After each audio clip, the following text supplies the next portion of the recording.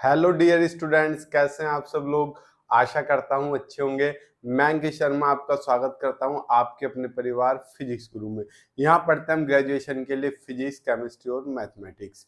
आपकी फिजिक्स की क्लास रोजाना शाम को 5 बजे होती है, केमिस्ट्री की क्लास 5:30 बजे होती है और मैथमेटिक्स हमारी एप्लीकेशन पर चल रहा है, जिसका लिंक डिस्क्रिप्शन बॉक्स में दिया गया है, जिसमें अभी अलजेब्रा बुक चल रही है। चलिए, आज जो हम टॉपिक स्टार्ट करने वाले हैं मल्टीपल टॉपिक से, यानी कि 3-4 टॉपिक हैं एक ही चीज से रिलेटेड। चलिए आइए स्क्रीन पर हम देखते हैं टॉपिक्स क्या है। तो जो हमारा पहला टॉपिक है बच्चा, आपको दिख रहा होगा क्या है, इलेक्ट्रिक फील्ड इन मैटर। ये हमारा टॉपिक है, ये आपको दिखा, जिसे हम क्या बोलते हैं सिंपल भाषा में डाइलेक्ट्रिक पोलराइजेशन भी बोलते हैं।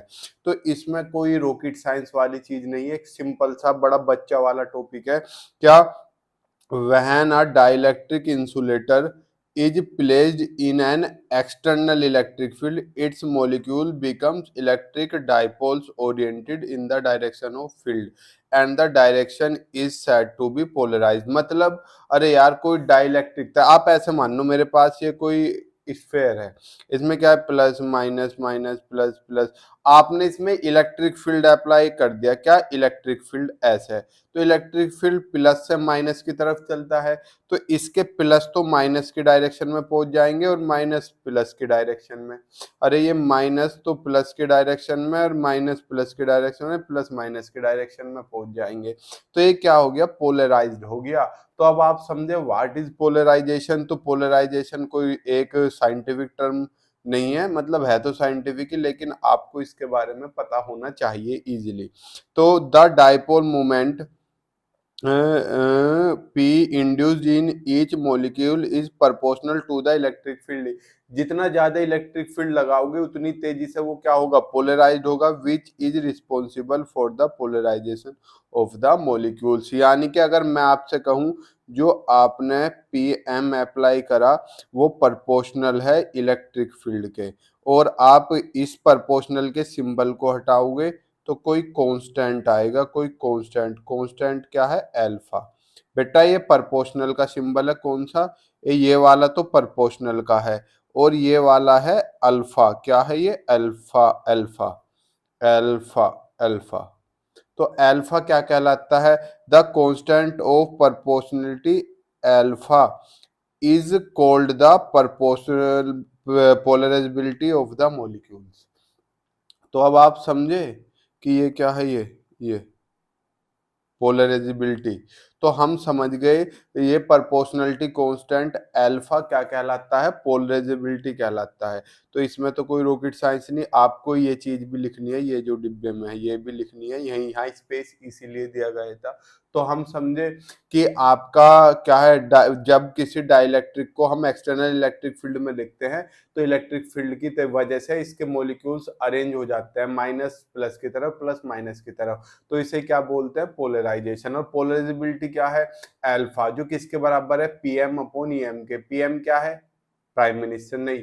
PM क्या है, PM है आपका डाइपोल मोमेंट, और EM क्या है, इलेक्ट्रिक फील्ड या मैग्नेटिक फील्ड बोल दो। नेक्स्ट, यहां देखो ये क्या है, समझ रहे हो नहीं समझ रहे।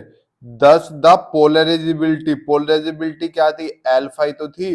दस the polarizability of a molecule is the dipole moment induced in the molecules per unit polarization. समझे नहीं, हम अभी बता दूंगा। फील्ड, द मोलिकुलर पॉसिबिलिटी में consist of one or more following 3 parts. इस लाइन का तो मतलब समझ गए होंगे। अभी मैं आपको एक बेसिक सी चीज बताऊं, आपने क्या पढ़ा, मार्कर थोड़ा सा बारीक कर लेता हूं। आपने क्या पढ़ा, आपने पढ़ा PM is equal to alpha EM। तो यहां से अल्फा की वैल्यू क्या आ गई, PM/EM। तो यहां से अगर EM आपका 1 हो जाए, यूनिट हो जाए, तो अल्फा किसके बराबर आ गया, अल्फा क्या PM के बराबर नहीं आ गया। अब हम समझ गए सारा लॉजिक क्या था, सारा कंसेप्ट क्या था, ये डेफिनेशन क्या थी कि जो पोलराइजेबिलिटी है अल्फा, क्या है पोलराइजेबिलिटी, जो आपकी अल्फा है, ये क्या है बच्चा, ये क्या है, ये EM के बराबर है। किसके बराबर है, ये EM के बराबर है। कब, कब सॉरी पीएम के बराबर है। कब? जब आपका ईएम क्या हो जाए 1, यानी कि when electric field is unit, when electric field is unit then dipole moment will be equal to the polarizability. अब पोलराइजेबिलिटी कितनी तरह की होती है? पोलराइजेबिलिटी होती है आपकी 3 तरह की। कितनी तरह की बच्चा? कुल मिलाकर टोटल 3 तरह की आपकी पोलराइजेबिलिटी होती है। इलेक्ट्रॉनिक पोलराइजेबिलिटी, आयनिक पोलराइजेबिलिटी, डाइपोलर और ओरिएंटेशनल पोलराइजेबिलिटी। अब जो इलेक्ट्रॉनिक पोलराइजेबिलिटी है इसे हम रिप्रेजेंट करते हैं अल्फा ई। पोलराइजेबिलिटी तो अल्फा हो गया, इलेक्ट्रॉनिक वर्ड रिप्रेजेंट करता है ये जो ई लिखा हुआ है। आयनिक पोलराइजेबिलिटी बताओ फटाफट इससे। अरे पोलराइजेबिलिटी तो अल्फा और आयनिक हो गया ई, और डाइपोलर और ओरिएंटेशन तो अल्फा ओ। फटाफट स्क्रीनशॉट ले लिया करो, स्क्रीनशॉट तो आप एडवांस हो, मुझसे जल्दी ले लेते होंगे। चलो आगे, चलो इलेक्ट्रिक फील्ड इन मैटर। अब हम पढ़ेंगे कि इस वाले टॉपिक की जो पहली थी इलेक्ट्रॉनिक पोलराइजेबिलिटी, क्या पढ़ेंगे हम पढ़ेंगे इलेक्ट्रॉनिक पोलराइजेबिलिटी। देखो थ्योरेटिकल पोर्शन है, तो अगर आप सोचो सर व्हाइट बोर्ड पे मजा आता, आप लिखते थे वो लिखते थे, तो थ्योरेटिकल पोर्शन है, इसे में कोई दिक्कत नहीं। अगर आपको व्हाइट बोर्ड पे ही पढ़ना है तो मैं व्हाइट पे ही पढ़ा दूंगा, मेरे को कोई दिक्कत नहीं है। देखो इलेक्ट्रॉनिक पोलराइजेबिलिटी, इसमें वर्ड क्या है? इलेक्ट्रॉनिक। समझना एक चीज बेसिक सी आपको मैं बताऊं, ये क्या है? सर्कल बन जा। अरे यार ये तो मामला ही गड़बड़ हो गया, नहीं बन पा रहा। कोई बात नहीं, कोई बात नहीं, इसे हम रफ करके सिंपली बना लेते हैं। बन गया। ये क्या है अभी समझना है, मैंने क्या बनाया, बेसिक सी चीज है, अभी समझना। This part arises due the displacement of the nucleus relative to the electron cloud in the atoms consisting the molecules. ये क्या है अब समझे, ये एक मोलिक्यूल है। तो मान लो इसका ये न्यूक्लियस था एन, ये ट्रांसफर होके कहां पहुंच गया? यहां पर एन डैश हो गया। यहां आपने इलेक्ट्रिक फील्ड लगाया, तो जिस वजह से इलेक्ट्रॉन क्लाउड इधर आ गया। इलेक्ट्रॉन क्लाउड इधर है, अरे बादल पूरा, तो इसका न्यूक्लियस उधर शिफ्ट हो गया। तो जब न्यूक्लियस की शिफ्टिंग होती है, ध्यान रखना, न्यूक्लियस की शिफ्टिंग की वजह से जो पोलराइजेबिलिटी प्रोड्यूस होती है उसे क्या बोलते हैं? Electronic polarisability. बेसिक सी चीज समझ गए, इलेक्ट्रॉनिक पोलराइजेबिलिटी क्या है? जो इलेक्ट्रॉन की शिफ्टिंग की वजह से है। अब ये न्यूक्लियस पे फोर्स कहां से आता है? ये दिख रहा है F equal to 10 dipole moment is induced. Induced का मतलब पैदा होना। This is due to F बराबर ई क्यू। अरे इलेक्ट्रिक फील्ड लगा और चार्ज क्या है? इलेक्ट्रॉन्स है, इलेक्ट्रॉन्स, तो F बराबर ई इंटू ई ना हो गया। ई क्या है? चार्ज ऑन इलेक्ट्रॉन, और ये कैपिटल ई क्या है? Electric field. तो ये आप बेसिक सी चीज समझे या नहीं समझे? क्या अगर मैं आपसे पूछता हूं कि इलेक्ट्रॉनिक पोलराइजेबिलिटी क्या है, तो इसके नाम में क्या जुड़ा हुआ? इलेक्ट्रॉनिक। क्या जुड़ा हुआ है? इलेक्ट्रॉनिक। और इलेक्ट्रॉनिक वर्ड किससे बना है? इलेक्ट्रॉन से। किनसे बना है? इलेक्ट्रॉन से। तो इलेक्ट्रॉन क्लाउड की वजह से उसके न्यूक्लियस की जो शिफ्टिंग होती है, सुनना, इलेक्ट्रॉन क्लाउड की वजह से उसके न्यूक्लियस की जो शिफ्टिंग होती है, इलेक्ट्रॉन क्लाउड्स की वजह से उसके न्यूक्लियस की जो शिफ्टिंग होती है, उसकी वजह से डाइपोल जनरेट हो जाता है, और वहीं पर क्या जनरेट होती है? Electronic polarisability. तो इलेक्ट्रॉनिक पोलराइजेबिलिटी तो हमारी समझ में आ गई। ये आपको इस सर्कल भी, मतलब सर्कल क्या है, फिगर भी बनानी है, ठीक है, स्क्रीनशॉट ले लीजिए। नेक्स्ट पे चलो, इलेक्ट्रिक फील्ड इन मैटर का नेक्स्ट सेकंड पार्ट। ये भैया यहाँ पर गलती से फर्स्ट ही लिखा रह गया, इसे क्या कर लेना? सेकंड, इसे सेकंड कर लेना। आयनिक, इसे किससे रिप्रेजेंट करते थे? अल्फा आई से। इसमें एक बेसिक सी चीज है, मान लो ये आपके पास कोई एटम है, ये रहा, ढंग से बनाता हूं, ये आपके पास कोई एटम है, इसमें प्लस माइनस माइनस प्लस, कोई फील्ड नहीं है इसमें, क्या है? नो फील्ड, कोई भी फील्ड नहीं है। मैंने क्या किया, इसमें यहाँ पर इलेक्ट्रिक फील्ड ई अप्लाई कर दिया, तो क्या होगा? इलेक्ट्रिक फील्ड प्लस से माइनस की तरफ चलेगा। तो भैया इसके अंदर वाले प्लस तो माइनस की तरफ इकट्ठे हो जाएंगे, और माइनस प्लस की तरफ इकट्ठे हो जाएंगे। समझ गए इस बात को? बेसिक सी चीज थी। तो ये हमारे पास इस वाले सीन की वजह से जो जनरेट हुई उसे क्या बोलेंगे? आयनिक। अरे आयंस का बनना, NaCl, में आयन नहीं बनते क्या, Na+Cl-। तो इनमें कौन सी पोलराइजेबिलिटी होगी, इलेक्ट्रॉनिक या आयनिक। सर इसमें तो आयन बने तो आयनिक होगी, इनमें न्यूक्लियस की शिफ्टिंग नहीं होगी इलेक्ट्रिक फील्ड लगाने पर, क्योंकि ये तो एक तरीके से कॉम्बिनेशन हो गया। चलो अब certain materials have ionic molecules, that is molecules composed of positive and negative ions। जो molecules positive और negative ion से बनते हैं, when such a dielectric is placed in an external electric field या electric field। जब हम ऐसे molecules को जो positive और negative ion से बना है इलेक्ट्रिक फील्ड में रखते हैं, there is a relative displacement of the positive and negative ions in its molecules। तो उसके molecules में एक relative displacement हो जाता है, जिसकी वजह से रिजल्टिंग एंड इंड्यूस्ड डाइपोल, जिसकी वजह से वहां पे एक इंड्यूस्ड मतलब जो खुद ना हो रहा हो, मतलब हमने मतलब ऐसे नहीं, हमने उसे अप्लाई नहीं किया, हमने किया कुछ और था और जब वो पैदा हो गया अपने आप ऑटोमेटिक। ठीक, this is ionic polarisability. Example ये स्क्रीनशॉट ले लिया।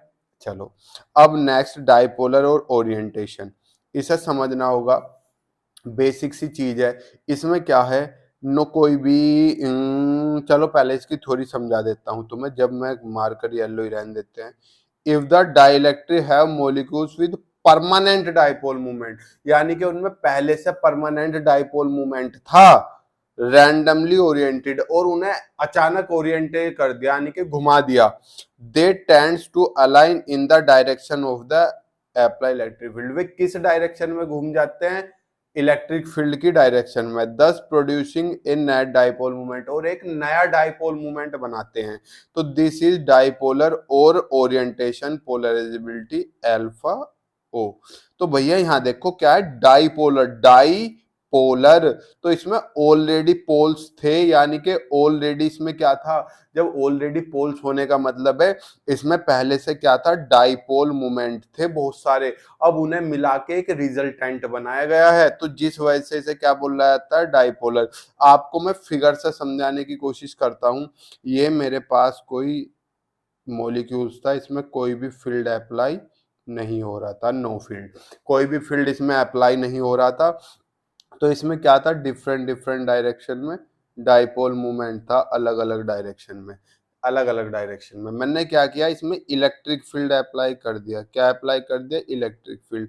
तो सारे डाइपोल मूवमेंट क्या आ गए, एक डायरेक्शन में, और एक नेट डाइपोल मूवमेंट जनरेट करा। समझ गए, जब बहुत सारे डाइपोल मूवमेंट मिलकर एक नेट डाइपोल जनरेट करते हैं, क्या करते हैं, एक नेट डाइपोल जनरेट करते हैं, तो उसे क्या बोलते हैं, इलेक्ट्रिक फील्ड इन मैटर की थर्ड प्रॉपर्टी, मतलब डाइपोलर और ओरिएंटेशन पोलराइजेबिलिटी अल्फा ओ। समझ गए।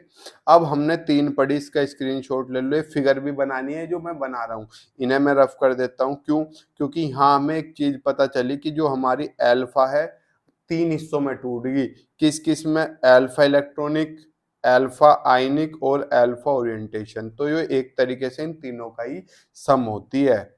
ठीक, ये नेक्स्ट में लिखा हुआ है, नेक्स्ट पेज पे मैं तुम्हें चलता हूँ लेकर, हैं चलते हैं, उड़ान भरते हैं नेक्स्ट पेज की तरफ। नेक्स्ट पेज ये रहा।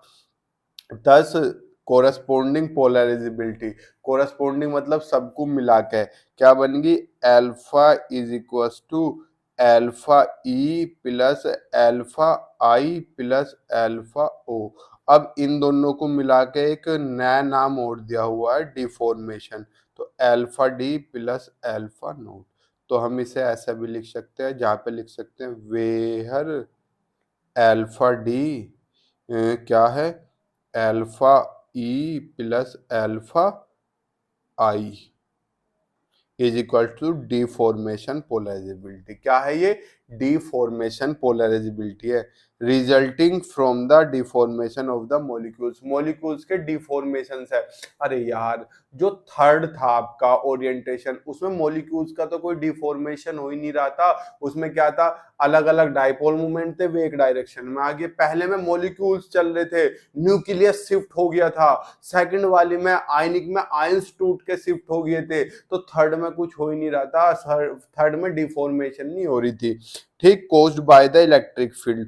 Non-polar molecules have only the deformation polarizability. याद रखना, नॉन पोलर, पोलर क्या है, जिन्हें तोड़ सको, NaCl, non polar O2, O2 को प्लस माइनस में थोड़ी तोड़ दोगे, तो जिन्हें आप ना तोड़ सको तो पोलर कौन से हैं, जैसे NaCl। नॉन पोलर कौन से हैं, जिन्हें तोड़ ना सको, O2।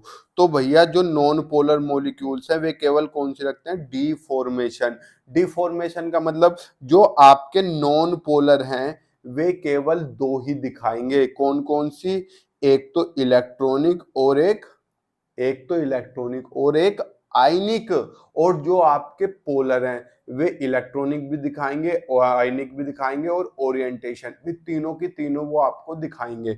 यहाँ पर हम बेसिक सी चीजें समझ चुके हैं, इस वाले पोर्शन का फटाफट स्क्रीनशॉट ले लो। अब हम क्या पढ़ते हैं, हम 3 इलेक्ट्रिक वेक्टर्स आते हैं, ठीक है, 3 इलेक्ट्रिक वेक्टर्स पे आते हैं। सर ये तो यहाँ पर नई हेडिंग डाली है बेटा, समझना, 3, समझना, पेपर में आता तो नहीं है फिर भी मैं आपको बता दूं, 3 इलेक्ट्रिक वेक्टर्स होते हैं हमारे पास, 3 इलेक्ट्रिक वेक्टर्स, 3 इलेक्ट्रिक के वेक्टर होते हैं।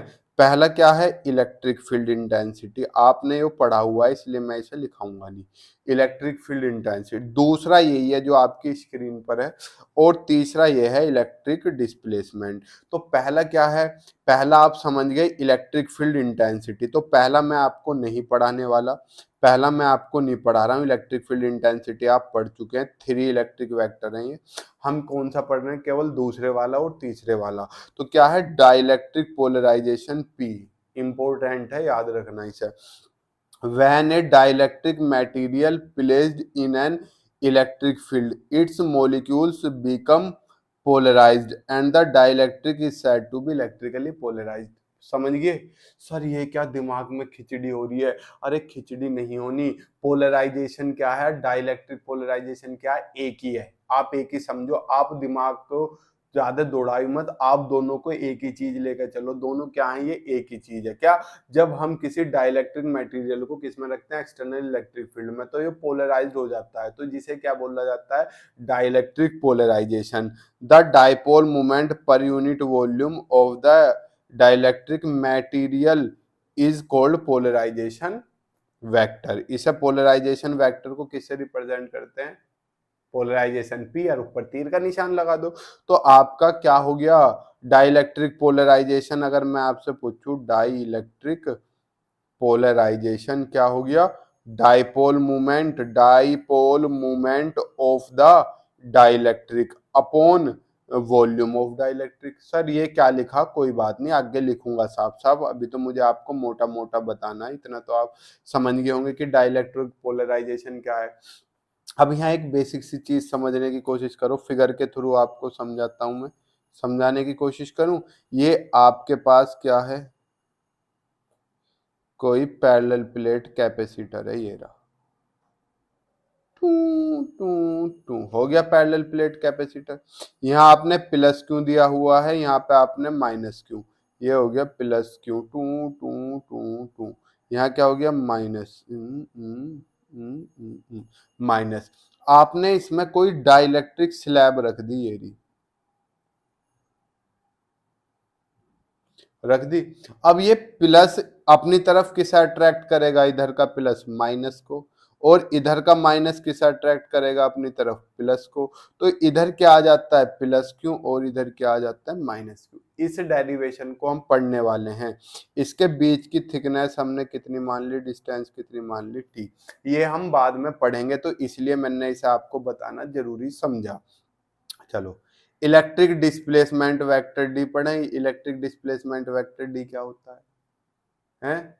पर यहाँ आपको इस वाले में थोड़ी सी चीज और बता दूं मैं, जो मुझे अभी याद आई कि मुझे बता देनी चाहिए। क्या, अगर मैं आपसे पूछूं डाइपोल मोमेंट क्या होता है, डाइलेक्ट्रिक पोलराइजेशन वेक्टर का बताओ क्या होता है, पी होता है। अभी मैंने थोड़ी देर पहले फॉर्मूला भी लिखा था, क्या, dipole moment, MOMENT, moment of dielectric upon volume of dielectric, volume of dielectric. ये किसका फॉर्मूला है बेटा? डाई इलेक्ट्रिक पोलराइजेशन का। किसका? इसका, पी का, डाई इलेक्ट्रिक पोलराइजेशन का।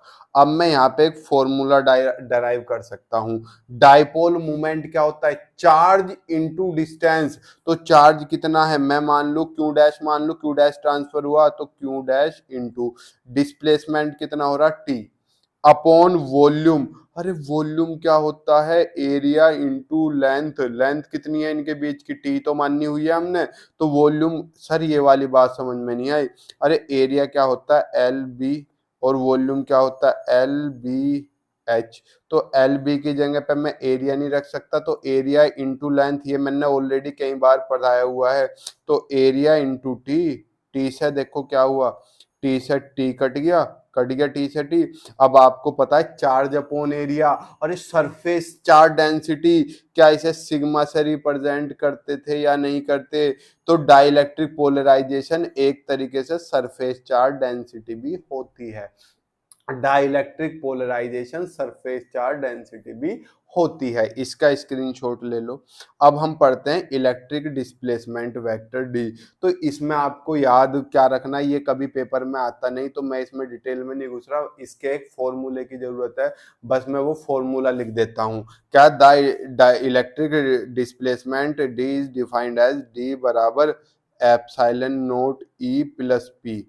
इसके बराबर होता है ये, आप बस इसका फॉर्मूला लिख लो। वेयर एप्सिलॉन नोट क्या है? Permittivity, permittivity of free space, permittivity of free space. Okay. अब यहाँ पे आप क्या कर सकते हो? यहाँ पे आप इस पी को भी लिख सकते हो, क्या है? पोलराइजेशन, या इसे क्या बोलते हैं अभी बताया, सरफेस चार्ज डेंसिटी सिग्मा, और ई क्या है? Electric field intensity. अब नेक्स्ट हेडिंग डाल देता हूं मैं। हेडिंग क्या है? रिलेशन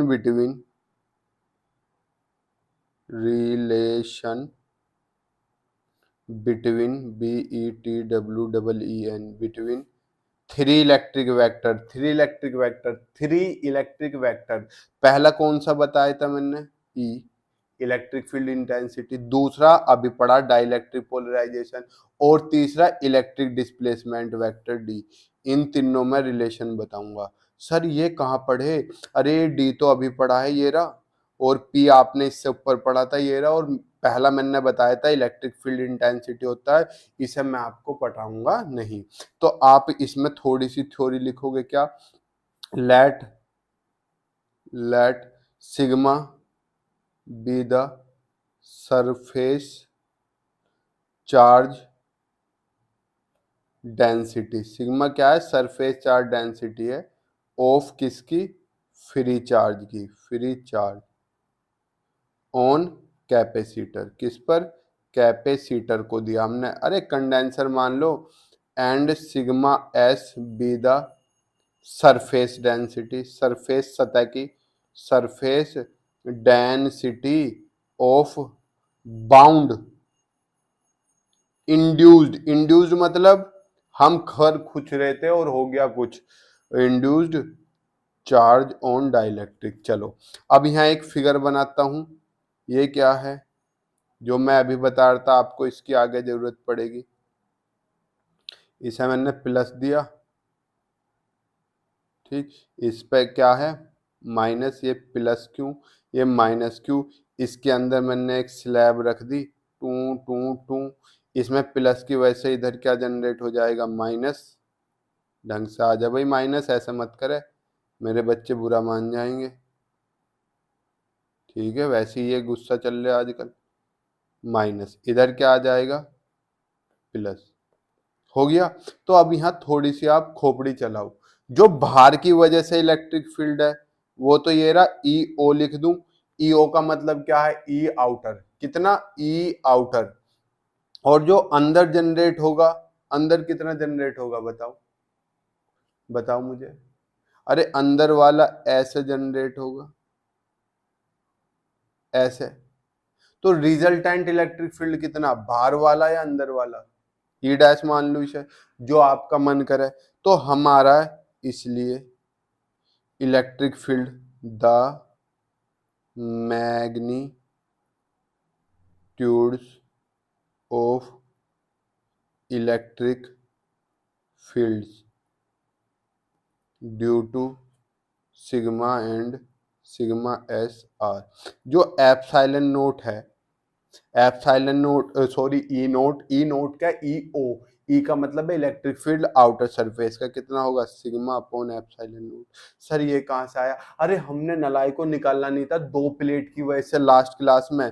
अगर मैं आपसे पूछूं ई डैश कितना होगा, तो अंदर सरफेस पे सिग्मा एस मानना हुआ हमने, sigma S upon epsilon note, यही तो होगा अंदर की सरफेस पर। तो रिजल्टेंट कितना होगा, इसलिए the magnitude of resultant field with in the dielectric is कितना, ई आउटर माइनस ई इनर वाला। अरे ये देखो ये है ई आउटर इसमें घुस रहा, यानी कि मान लो ऐसे समझो इसमें से 20 यूनिट इलेक्ट्रिक फील्ड जा रहा है और अंदर से बेचारा 5 यूनिट आ रहा है, तो इसमें अंदर कितना बचेगा टोटल, 15 ना बचेगा।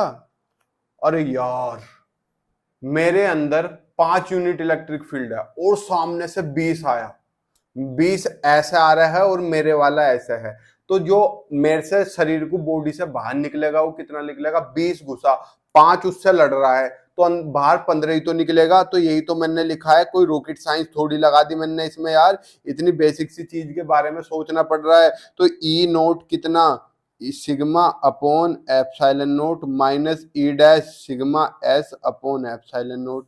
तो यहां से एप्सिलॉन नोट क्या हो जाएगा, common sigma minus sigma dash upon epsilon note. अब एप्सिलॉन नोट डिवाइड में है, तो जो क्वांटिटी डिवाइड में इधर कहाँ आएगी, मल्टीप्लाई में, तो ये मल्टीप्लाई में आ गई, तो क्या हो गया एप्सिलॉन नोट ई बराबर सिग्मा माइनस सिग्मा डैश। अब सिग्मा डैश क्या, सिग्मा डैश नहीं सिग्मा एस, सिग्मा डैश नहीं सिग्मा एस।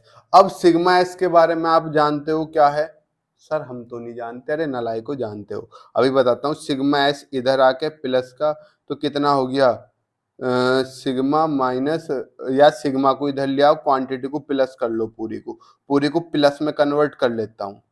कोई बेटा तुम्हें पता मेरा मैथ कितना माशाल्लाह, ये माइनस का इधर आके क्या हो जाएगा प्लस का, तो सिग्मा बराबर कितना epsilon note E plus sigma S, ये हो गया। अब आपको सिग्मा एस का पता है, सिग्मा एस क्या था बच्चा, पोलराइजेशन के बराबर नहीं था, P equal to sigma S. Sir ये कहाँ आया, अरे मेरे चांद ये रहा ना P equal to sigma, sir ये तो सिग्मा के बराबर है, सिग्मा एस के बराबर कहाँ है, अरे मेरे चांद यो पोलराइजेशन प्रोड्यूस अंदर वाली सरफेस की वजह से तो हो रही थी, और अंदर वाली सरफेस की हमने उसमें सिग्मा एस ही तो माननी है, अंदर वाली बाहर वाले की सिग्मा, अंदर वाले की सिग्मा एस, तो यो किसके बराबर सिग्मा एस, यो सिग्मा एस जो है ना बच्चा, यो एस इसकी सफिक्स में है, सिग्मा हो गया छोटा सा एस सफिक्स में हो गया, तो मेरे पास सिग्मा बराबर किसके बताओ, सिग्मा बराबर किसके एप्सिलॉन नोट ई प्लस पी।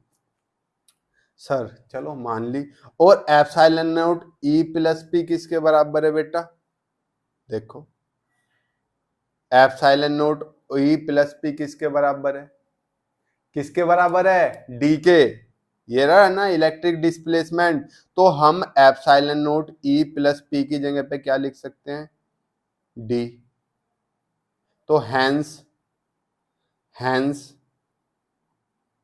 डी किसके बराबर आ गया, यहां देखो एप्सिलॉन नोट ई प्लस पी के बराबर मेरा डी आ गया, बताओ कोई रॉकेट साइंस है इसमें, सिंपल सा था, आ गया तीनों में रिलेशन डी ई और पी में। चलो सर ये टॉपिक बड़ा टफ है, इसीलिए तो भैया बीएससी में है। नेक्स्ट हेडिंग डालता हूं, नेक्स्ट हेडिंग पढ़ते हैं, इलेक्ट्रिक ससेप्टिबिलिटी में हमारे सर ने और तोड़ा था इसके ऊपर। कैसे? उन्होंने कहा था ससेप्टिबिलिटी की स्पेलिंग बताओ, और उस दिन से और आज का दिन है मैं स्पेलिंग नहीं बोल रहा। ऐसे बजाए थे, इससे बाल पकड़ के चांटे लगाते थे वो। ठीक है, आजकल के बच्चों को तो हम इज्जत बेइज्जती फील होने लगेगी, हमारे सर ने बहुत बजाया हम पे। ठीक। वी नो, हम जानते हैं, जो पी है क्या, पोलराइजेशन। ढंग से लिखता हूं ताकि आप अच्छे से समझ सको। We know polarization, polarization P is proportional to resultant electric field E. Resultant field, resultant field E के डायरेक्टली प्रोपोर्शनल है, वेक्टर लगा दो। तो भैया जब हम इसका प्रोपोर्शनल का सिंबल हटाते हैं तो एक कांस्टेंट आता है एप्सिलॉन नॉट एक्स ई। अब मुझे कमाल की बात बताऊं आपको, ये एक्स नहीं होता, इसे क्या बोलते हैं, काई। ढंग से लिखता हूं, इसे बोलते हैं काई, का ई, इंग्लिश में बोलते हैं CHI। और यही क्या होता है आपकी ससेप्टिबिलिटी, क्या, ससेप्टिबिलिटी, ससेप्टिबिलिटी, ससेप्टिबिलिटी होता है ये। तो यहाँ आप समझ गए ससेप्टिबिलिटी क्या है, चलो कर लोगे। अब यहाँ पे हमें एक रिलेशन निकालना, रिलेशन इंपॉर्टेंट है, क्या, रिलेशन, रिलेशन बिटवीन किस किस के बीच, इलेक्ट्रिक ससेप्टिबिलिटी काई एंड डाई इलेक्ट्रिक, या ऐसे लिखता हूं काई एंड के। ये क्या है, डाई इलेक्ट्रिक कांस्टेंट पढ़ा है आपने। और ये क्या है, ससेप्टिबिलिटी। कैसी ससेप्टिबिलिटी, इलेक्ट्रिक। जब मैग्नेटिक पढ़ेंगे तो इसके ऐसे लिख देंगे काई एम, इसके नीचे एम आ जाएगा बस। अब हम इसका प्रूफ पढ़ते हैं बच्चा। ठीक, वी नो, थोड़ा सा प्रूफ अटपटा है इसका। वी नो, हम जानते हैं। क्या जानते हो बताओ मुझे? कुछ नहीं जानते नालायक को, फिर भी लिखना पड़ता है epsilon naught E plus P. और हमारा डी किसके बराबर होता है? सर अभी लिखा तो डी इसके बराबर है। अरे यार यो जब है जब पोलराइजेशन प्रोड्यूस हो, जब क्या हो समझना, डी बराबर epsilon naught E plus P कब है, तब पोलराइजेशन प्रोड्यूस हो और फ्री स्पेस हो। अगर फ्री स्पेस ना हो, कोई भी जगह ना छोड़ी जाए खाली, ये थी, और मैंने इसके बीच में एक प्लेट रख दी, बिल्कुल ऐसे चिपका के रख दी, तो क्या पोलराइजेशन जनरेट होगा? नहीं जनरेट होगा। तो डी बराबर किसके हो जाएगा, एप्सिलॉन ई के। केवल डी किसके बराबर हो जाएगा, एप्सिलॉन ई के, प्लस पी कितना हो जाएगा, 0। अरे पोलराइजेशन जब भी तो आएगा जब ये था, इनके बीच कुछ गैप होगा तभी तो ये प्लस होगा, ये माइनस होगा, तभी तो पोलराइजेशन जनरेट होगा। अगर मैं चिपका के रख दूंगा यहाँ, तो पोलराइजेशन कैसे प्रोड्यूस हो जाएगा? तो यहाँ पे कोई भी पोलराइजेशन नहीं होगा। इस हिस्से को मैं रफ कर देता हूं। जब पोलराइजेशन नहीं होगा तो हमारा डी किसके बराबर हो जाएगा, एप्सिलॉन ई के। तो यहां से डी की जगह क्या रख दिया, एप्सिलॉन ई बराबर एप्सिलॉन नोट ई प्लस पी की जगह, अरे पी अभी लिखता है एप्सिलॉन नोट काई ई। सर ये कहां से लिख दिया आपने? अरे यार अभी ऊपर पढ़ा नहीं, ये रहा P बराबर एप्सिलॉन नोट काई ई। तो यहाँ मैंने इसकी जगह ये रख दिया। बताओ अब मैं क्या कर सकता हूँ, E इसमें भी है, E इसमें भी है, E इसमें भी है, तो मैं E कॉमन ले रहा हूँ। एप्सिलॉन E बराबर इधर से E कॉमन क्या बचा, epsilon note plus epsilon note और कितना, काई। अब ई से तो ई कट गया, तो एप्सिलॉन किसके बराबर, एप्सिलॉन नोट, एप्सिलॉन नोट भी कॉमन ले लूं तो 1 प्लस काई बचा। अब एप्सिलॉन नोट क्या था, मल्टीप्लाई में था, डिवाइड में आ गया, इधर क्या बचा, 1 प्लस काई। और यही क्या होता है, रिलेटिव परमिटिविटी। क्या, रिलेटिव परमिटिविटी। और रिलेटिव परमिटिविटी आपका क्या होता था बेटा, रिलेटिव परमिटिविटी क्या डाइलेक्ट्रिक कांस्टेंट नहीं होता था? अरे फोर्स इन किसमें? वैक्यूम में और फोर्स इन मीडियम में, इन दोनों का रेशियो ही तो डाइलेक्ट्रिक कांस्टेंट होता था, 1/4 pi epsilon not Q1 Q2 upon R square, 1/4 pi epsilon not, और यहाँ क्या आएगा 1 एप्सिलॉन R या एप्सिलॉन खाली। अब जब बाकी टर्म तो कट जाएगी, ये ऊपर पहुंच जाएगा, तो एप्सिलॉन अपॉन एप्सिलॉन नॉट ना आ गया, ये क्या होता था आपका डाइलेक्ट्रिक कांस्टेंट, तो 1 + chi, ये हो गया हमारा यहाँ पे डेरिवेशन। अगर आपको कोई भी डाउट हो आप कमेंट बॉक्स में लिख सकते हैं, और आप कोई भी जानकारी लेना चाहते हो तो इस नंबर पर व्हाट्सअप कर लो या कॉल कर सकते हो। ठीक है, अब मिलते हैं आपसे कल, तब तक के लिए खुश रहिए, मुस्कुराते रहिए। जय हिंद, जय भारत, प्रणाम, शुभ संध्या।